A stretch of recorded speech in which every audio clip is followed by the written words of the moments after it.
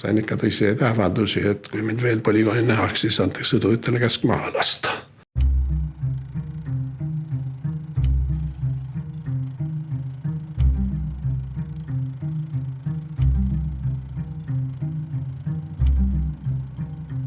Esimene töökoht oli Aegviidu metsamajad ja looduskaitse inspektor.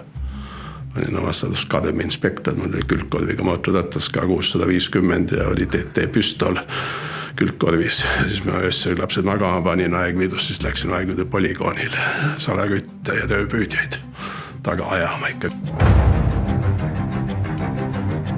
Kant oli Kadeemia metsik. Aegviidu puhul oli eriti sellepärast, et seal oli Aegviidu metsamajade lisaks oli see hiigelsuur Aegviidu Tapa polügoon. Kui ohvitserid läksid salaküttima või röövpüüdmist tegema elektrikelet Soodla jõele, siis sõdurid pandi teostesse valvele. Et sinna ei saanud sisse. Mul olid omad mingid metsarajad, kus ma siis sain sisse minna ja ükskord siis sattusingi Tõrtanki polügoonil just laskemisstsooni. Hakkas siis armaada tulema õppuste korral liikumise pealt tulistades. Tundub, et ma keersin ruttu mootorita ümber ja katsusin samas suunas sõita kui tankidki. Aga mulle tundus, et ma vist seal lõpus rikkusingi ära. Et vist nad nägid seal midagi ees liikumas ja nii, et väga ei juhtunud, aga nii, et see oli ka oma vastutus, et ma sinna nagu ronisin oma püütlikkusest salakütte tabada. Oleks peaaegu mind tabatud. Ma vahele ei jäänud, et ma nüüd võin tunnistada, et mina rikkusin võib-olla sel ajal mingisuguse suure sõjaõppuse ära oma seda tule alla ilmumisega.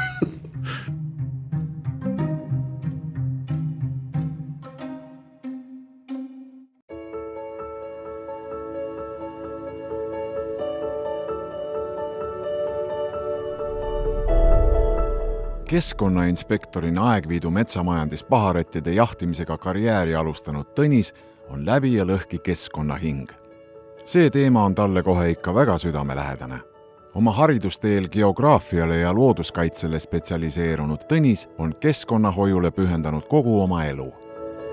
Siin on olnud, eks ole, et mul on viimast 20 aastat on olnud võimalik sama valdkondaga tegelda edasi, aga siis juba ettevõtluse vaimus, et valdkonda ma pole vahetanud. Ei alustanud mitte tüüpiliselt ei kooperaatorina ega Viru ärikana ega ei erastanud aga mingit suurt Eestis olevat tööstusettevõtted. Mina alustasin tegelikult nullist. Ettevõtja sai Tõnisest aga pooleldi juhuste ja asjaolude kokkulangemise tulemusena. Kuna Baltikumis ei võtnud keegi vaevaks vanu pliiakusid ümber töödelda, otsustas Tõnis selle asja ise käsile võtta. Ikka selleks, et ümbritsev loodus jälle natuke puhtam saaks. Sündis ettevõtte Ecometal.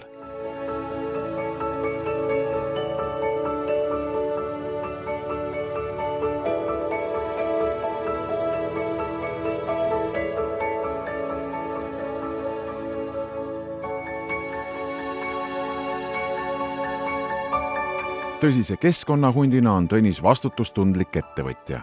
Ecometal ei võta vanadest akudest välja ainult kõige tulusamat komponenti, pliid, vaid töötleb hoolega ümber ka kõik ülejäänu, sealhulgas akus sisalduva plastiku ning isegi akuhappe. Tema teeb väga tänuväärset tööd, viib taaskasutusse asju, mis ilmselgelt oleks keskkonnale väga kahjulikud. Nii et mida aeg edasi ma loodan, et me näeme Tõnis Kaasiku suguseid mehi veel ja veel, sest maailm nõuab seda. Tõeline keskkonnahing, missioonitundega tegutsev ettevõtja, kes on siis ühendanud oma ettevõtlusvaimu ja oma suurima südameasja ehk keskkonna eest hoolitsemise ja teinud seda äärmiselt edukalt. Ettevõtjal peab olema missioon ja Tõnisel on. Tõnis on öelnud, et tema siht on, et Läänemere ümbrus oleks puhas. Väga selge visiooniga, pikaajaline doktorikraadiga ettevõtja. Kui aga põline looduslaps Tõnis parasjagu keset tootmishooneid ringi ei asjata või kuskil looduskaitse teemadel sõna ei võta, siis leiab tema enda looduse keskelt. Mõned aastad tagasi võttis Tõnis ette ja taastas täielikult Saka mõisa, rajades sinna vaieldamatult ühe ilusaima majutuskeskuse terves Eestis. Lisaks on ta ka Saka mõisa teinud korda enda rahadega ja mitte sellist jällegi klassikalist võib-olla eurotoetuste teed minnes. See näitab, et ettevõtjal on nii ettevõtlikkust kui ka sellist ühiskondlikku närvi ja kogukonnast hoolimist, nii et väga vahva lugu, mida võiks laiemalt inimesed teada.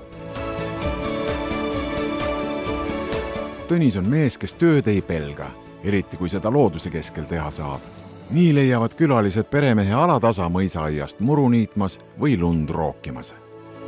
Saka mõisas. Siis kui seal oli rohkem tööd, siis võtsin ka trimmeri kätte ja ise nagu niitsin seda padrikut, mis seal oli ja tundsin ennast hästi.